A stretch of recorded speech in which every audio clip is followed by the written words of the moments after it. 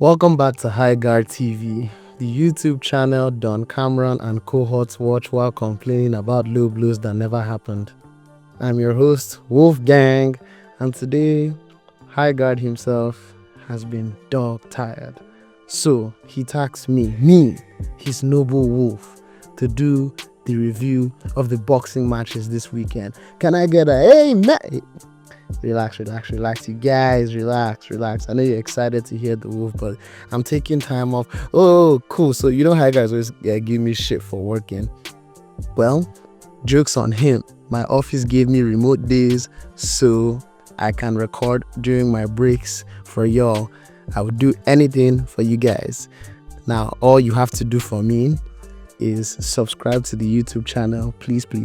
We're trying to get to 1,000 before year's end. So, help us make that dream a reality. Now, on to the video. So, the rematch of Crotch Gates.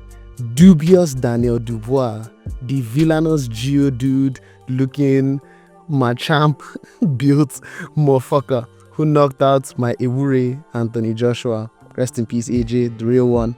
And the cat himself, who has beaten Britain's best and has gone around the world, the ultimate road warrior himself, Mr. Alexander Usyk, the man who Tyson Fury refuses to admit that he got his ass handed to him. Now, what can I say about Mr. Alexander Usyk? He's simply the greatest of the modern era. Actually and truly the champion of champions, and in my humble opinion, he's gonna whip this guy's ass again. Like, it's not even fair. He's just going to beat him up again, and we all know it's coming. We all know it's going to happen. Dubious is coming with a heart of stone, as everyone keeps saying. He's hungry, he's angry, like he's mean now, but there is nothing he has done over the last 2 years since he got, schooled by Usyk to tell us that, yes, this guy has definitely improved. When it crosses round 6, Usyk will tire him out. And Usyk's pressure. Usyk isn't like AJ. AJ got tentative and was waiting for Dubious to make the first move. He put himself in that negative situation. If you fight Dubious forward, you'll take him rounds. But, AJ didn't do that. He was like, I don't know what he was. He was stiff. He wasn't really himself that night. But that's none of our business because Usyk beats AJ, but because Dubious whipped the shit out of AJ. He took advantage of what was his time. But would that opportunity be available? Do you remember what Lerena did to this guy? Before he found his footing in the fight, because Lerena gassed himself out. And that's mid Lerena. Nah, I'm still sticking with Usyk, because what if this, people are mostly just praying that Usyk ages overnight, but what if this is Usyk at his prime? What if this is the best we're seeing of Usyk? What if he is going to be even better than he was 2 years ago when they fought, and he's going to beat the brakes off Dubious? Because that's, I think, is the likely option. So, telling y'all, put your money on Usyk. If you want to lose your money, please bet on Dubious, honey. The co-main event is Lawrence Okoli versus the man who dropped Dubious 3 times, Kevin Lerena. To be honest, I kind of don't care about Lawrence Okoli at this fight. So, Edmondson versus Lapland. Man, what a bullshit undercard this has. There's some more fights here, but I'm never going to scroll through the undercards. Let's go to what's happening at the PBC. Also on Saturday. It will be Sunday morning here. It's going to be Age Gates, the old man Mario Barrios, the 50-year-old Manny Pacquiao, the old man Manny Pacquiao, the 1,000-year-old Manny Pacquiao versus the shameless Mario Barrios, who, as last I remember, went life and death against Abel Ramos. I need you people in comment section. Type up 5 Abel Ramos opponents. Please type that up for me to prove that at least you know who Abel Ramos is. I don't know that nigga. This guy, you see this guy is food for the following fighters: Devin Haney. Yes, Devin Haney will beat Mario Barrios.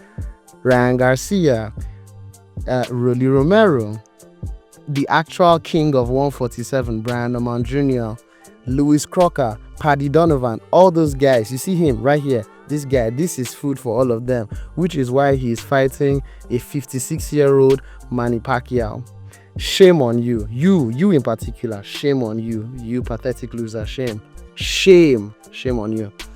Moving on to High Guard's least favorite fighter in the universe, Sebastian Fundora versus Tim Tszyu. Timmy is coming to, take what was his. As last I remember that fight, because High Guard and I watched that fight together way back. Tim was winning the fight before it just got away from him with the, elbow to the head. He couldn't see. He fought blind. Tim's a real live dog in there.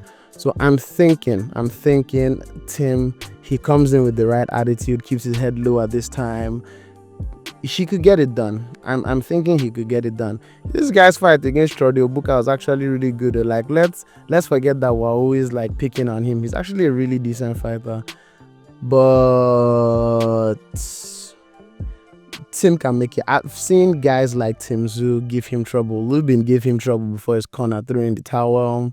Brian Mendoza, who Tim Tszyu beat the brakes off of, knocked him spark out. So, I think Tim Tszyu can in fact beat. Tim Tszyu was winning the fight, and the very fact that even with like zero visibility and his head bleeding every 10 seconds, this guy couldn't put out Tim Tszyu. Like, he personally, I don't think he's ready for a Tim Tszyu that's ready for him and his very sharp elbows. So I'm thinking Tim Tszyu could win. If you're putting money on anyone, put money on Tim Tszyu. And yeah. You guys, this guy, him again, you short piece of shit. So I give Pitbull Cruz a lot of shit, but that's because he's actually not that good a fighter. His resume is overstated. He beat as we can now see, weight drained Romero at 140. He said he was sick or something, but we can call that excuses. Fine. His biggest claim to fame is going 12 rounds with an injured Tank Davis. Shame on you. And he lost to Giovanni Cabrera. So, I stand by that. He got a robbery decision against, and I feel like he got a robbery decision against Angel Fierro, to which I'm expecting Angel Fierro to knock him spark out. Yes, I'm going there. I believe Angel Fierro can beat this guy. This guy is not that good, I promise you. This guy went life or death with. Again, I'm going to do the same thing I did for Abel Ramos. Name me 5 Angel Fierro opponents. Thank you very much. If you think I'm overstating how trash Pitbull Cruz is, I want you to give me the name of 5 Angel Fierro opponents. Brandon Figueroa versus Joel Gonzalez. How the mighty have fallen. Well, Brandon Figueroa, as far as I know about Joel Gonzalez, he's basically just coming here to get his ass handed to him. Figueroa, I think he would have made the appropriate adjustments after the fight with Cool Boy, Scooter, whatever they call him up in the streets these days. Cool Boy Steph, Philly Bad Boy, Scooter, whatever his name is, I don't know. But yeah, I think Figueroa's going to whoop Joel Gonzalez's ass. So I'm not going to take his loss to Scooter as anything to say, oh, he's cheese now. But, Joel Gonzalez could surprise me, man. He could surprise us all. He's not bad. He's just like, I don't know, Figueroa. Figueroa is more high level than Gonzalez. But, I said the same thing about this guy that's fighting PBC. What's his name? He lost to Jose Luis Garcia. What's his name? When I remember his name, I'll let you guys know. But like, that guy threw away an obvious title shot at 54. And Garcia is going to be fighting Xander Zayas. That should have been him. But he fucked that up, and we're just going to let that let that sink in, and as another L for Golden Boy. Last year was Dazone's time to collect L's.